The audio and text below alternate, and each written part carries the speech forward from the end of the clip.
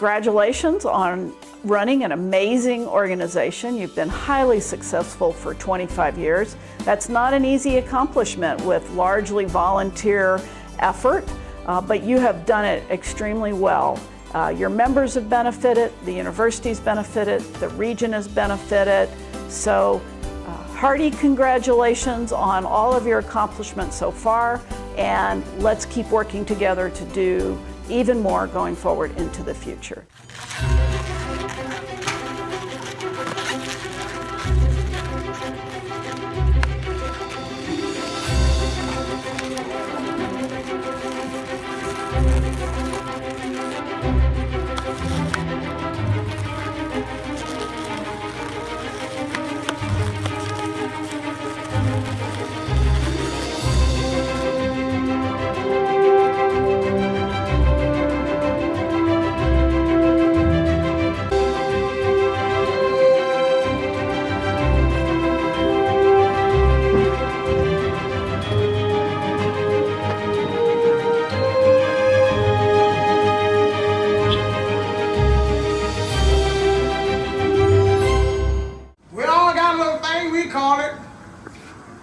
The town home shakedown.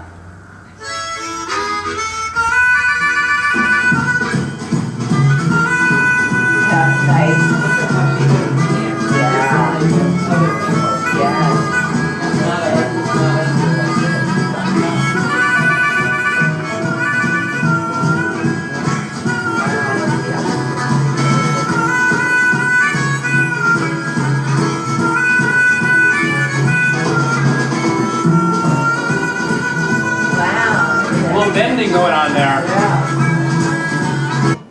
Where do you go if you want to see the rest of that video? YouTube. Or harmonica playing has always been great fun for me, and when I play, I sometimes see smiles on other people's faces, and I've had the experience of teaching younger kids, middle school students, to play harmonica, and I saw the joy that it brought them.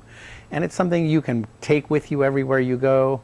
If you happen to know somebody who plays guitar, and many of us know somebody who plays guitar, then you can just find out what key are you playing in, pick the appropriate harmonica, play along. So it's the portability of it.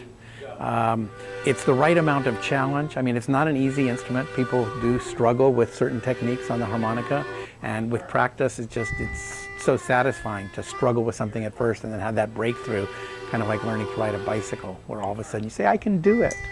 And then when you can play along with other people, that just is a really great feeling. This seemed like a fun thing to do. My background is, I have a German heritage, and the family used to play accordions and harmonicas, and it was always a fun time. So I thought, I'll take advantage of the class.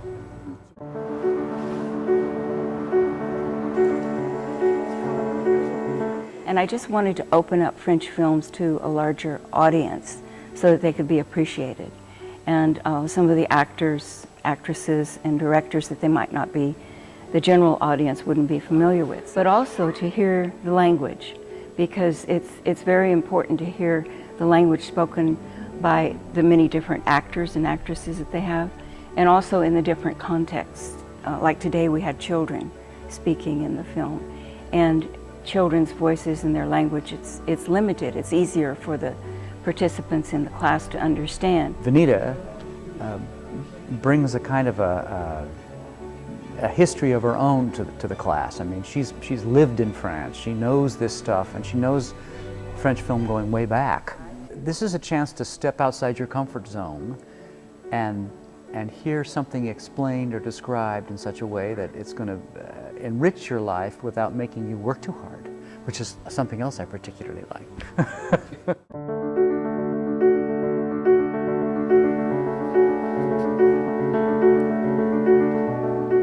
It's where you learn yourself, from yourself.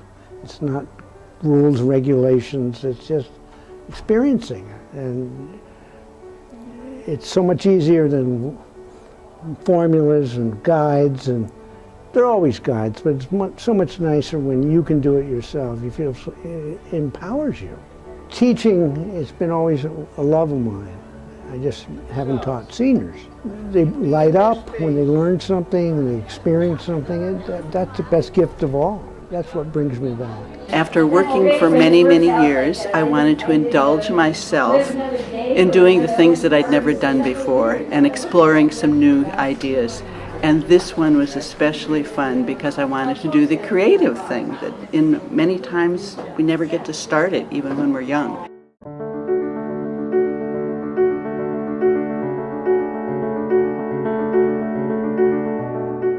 Well, I've been involved in the theater before, and I really thought that improv would be a lot of fun, and it is, especially the way Karen Campbell teaches the course.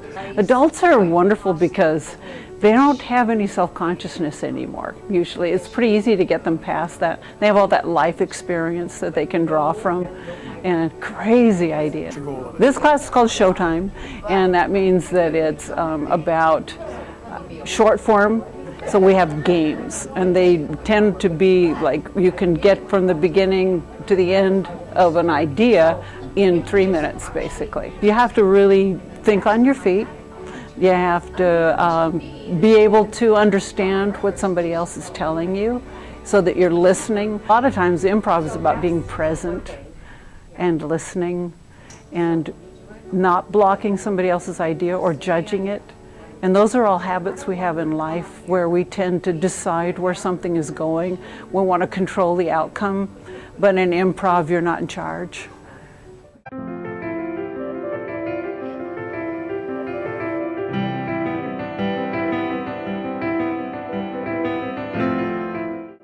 I am always interested in local history and how it affects the culture that we're living in right now. And this was a perfect opportunity to find out about the people and the places and the incidents that shape the population. There are a lot of people who are fairly new to the area, or even some old timers who really don't know a lot about local history, and this is kind of an entertaining way to present some history. I'm excited about Southern Oregon history in general, and it's a good way for me to be able to share that with other people another time around. I have always had this increasing fascination with history, and I love it, and I love to see the contest of ideas. OLLI gives me a lot of room, and I can tell them quite honestly that after a career in the Marine Corps and a career as a journalist, I am about as objective and independent as most Americans are. The students in Medford, and this is the third time I've taught this course, the students are the best thing about it.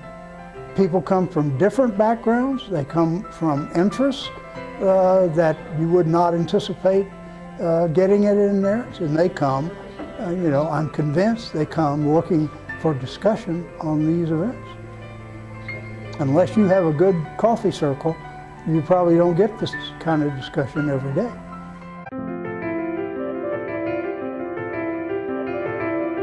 Actually, I started teaching for SOLIR. The first year that it was organized, 1993 was when it was organized, and I started teaching in 1994, so I've been doing it pretty steadily since then. I love doing it. It's really one of the most interesting group of people I've ever known. With this course, it gave me the opportunity to go back and review in depth what I had done my MA and doctorate work on, which is modern French history. That's 50-some years ago. It's been exciting for me to go back to it. I have taken every one of Michael's courses since I came here, which was in 2002. He's a wonderful teacher, and he always teaches something that interests me.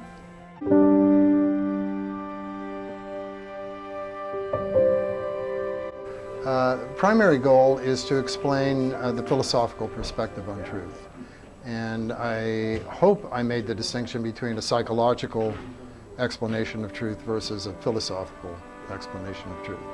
So that was kind of the primary goal. And then to show, hopefully to show that it's a little more difficult or complex than we might believe it to be in order to make that determination, what's true, what's false, what's real, what's not. That's not as straightforward as we might hope it would be.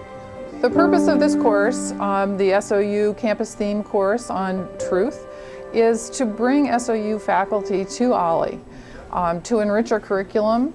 It's an event that we hope through the curriculum committee efforts to have as an annual course in our OLLI curriculum. So as the SOU campus theme changes from year to year, we'll bring in different SOU faculty each year who are teaching to that theme in their particular discipline and courses.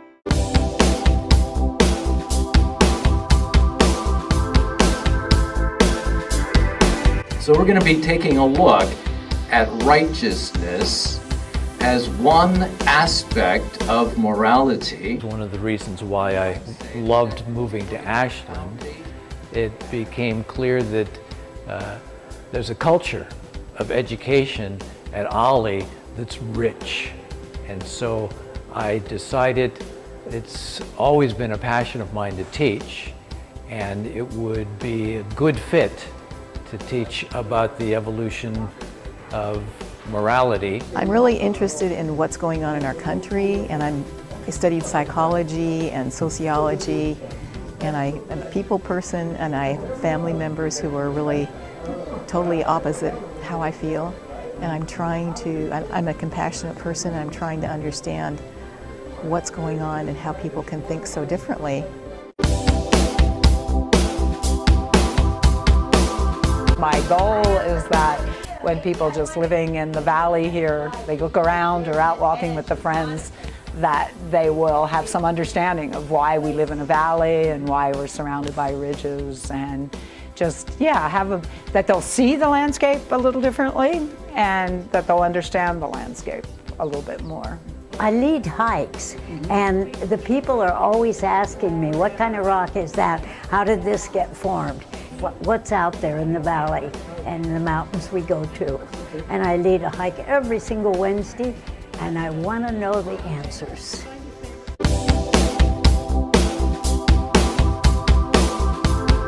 Okay, I'd like everyone to get out a finger if you have one, and tap your finger, let's say, every second. Can you do that? Let's go. So those taps are how far apart? 1 second. How often do they occur? Once every second. Now what if you did it twice as fast? So now how far apart are they? Theoretically? Half a second. And how many are you doing per second? 2. And now I want you to do it 440 times per second. People understand, I just love it. I've taught a whole series of classes in this, and it's just fun. You probably saw that I like to perform and make jokes, and I have an audience, and they actually stick around. And I think the classes, if I taught straight physics and taught it straight, no one would come. Yeah, I also consider John to be the Bob Newhart of physics. So he has a droll sense of humor, and we all appreciate that because we're here to have a good time as well as to learn about science.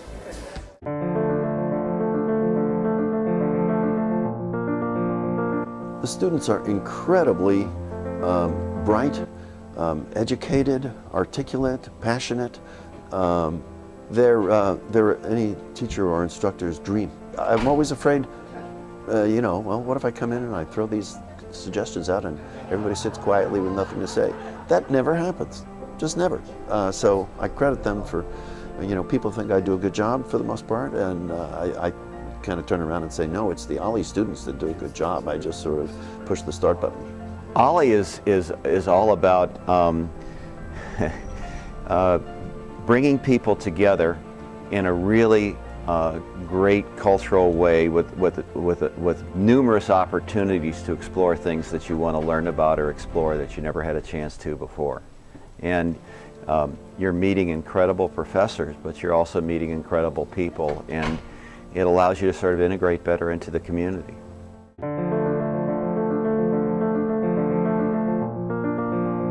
The idea of a consilience is what I'm aiming at, which is the integration of various elements of knowledge into the question of Shakespeare's authorship. And to explore philology, psychology, to look behind the mask of those who are writing to defend the attribution of those who are challenging it, and seeing what the broad spectrum of scholarly input is in this regard. And I think we're going to touch on a number of subjects and look at historical questions of biography that'll be, I think, quite enlightening to the class in terms of what writers have done with the life of Shakespeare, which is basically the life of a cipher in some regard. I learned from the effort it takes me to organize a class, and every time I do it, I learn something new. So after a decade of doing this, I have to say that OLLI has hugely benefited my own endeavors and my capacities to reach out and grow an audience. I love the critical thinking aspect of it, that here's the evidence and then you get to decide. But he's passionate about where he's going with it. It's interesting that the acme of that sentence, that climactic sentence, is... I'm a Shakespeare teacher, number one, and I'm good friends with those other two Shakespeare teachers that I like so much.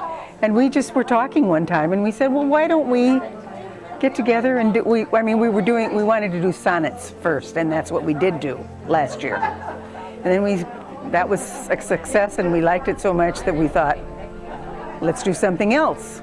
Soliloquies. All three of us are textualists, and we really love the language and the way the words are used. There are so many ways that you can see certain words, and they have layers of meaning, and they're the ones that a poet loves those, because when you're writing poetry, which is, the plays are all in iambic pentameter, they're all tight, you have to choose and really choose your words carefully. People enjoy having three different takes on things. Each of us sort of divided up. This time, of course, we did the soliloquies, but there are endless numbers of soliloquies. So we've already been asked if we're going to do this again, and it may be something we continue. I was in the Slings and Arrows class that Kathy Rosengren has been teaching, and I had heard how amusing this was, and I thought, what could be better than going to the Elks Lodge in the afternoon and listening to soliloquies? I mean, Shakespeare and wine, who could do better than that?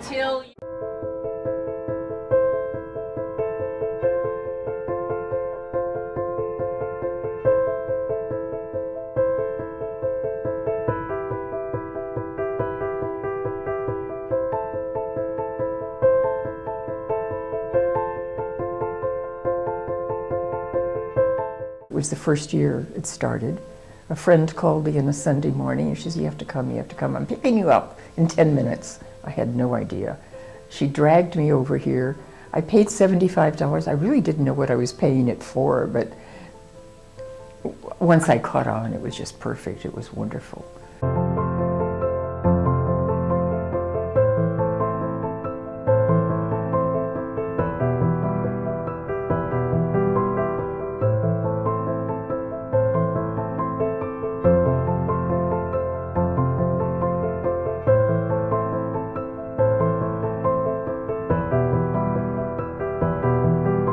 We did not know about OLLI. It was not one of the variables that was involved in the move. But when we found it, it seemed perfect for us. I am very proud and happy about OLLI. I think it is being run very well, and the enthusiasm seems to be very high. You meet a lot of people who are inspiring in some cases by their commitment to continue to be alert and alive.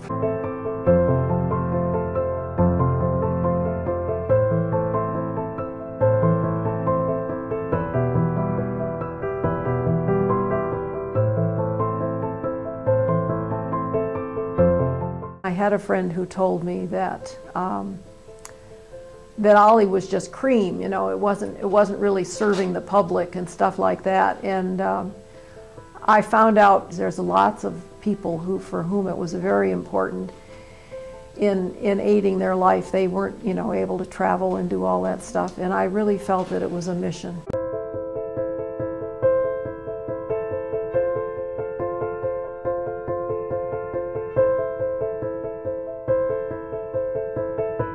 process. We're not trying to run a university. We're not trying to give people tenure or PhDs. We're just, or past the requirements to move on. We're just saying, let's keep learning as long as we possibly can. And we are a gift to this community.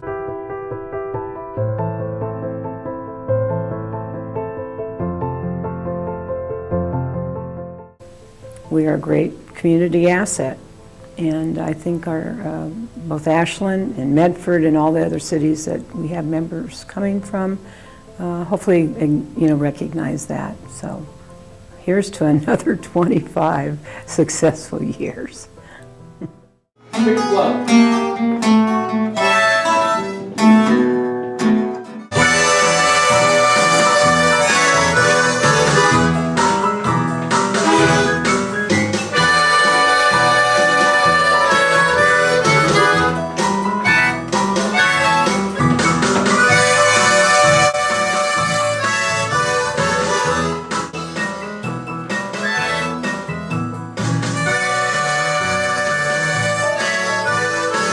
Now we're going to alternate between 6 blow and 2 draw.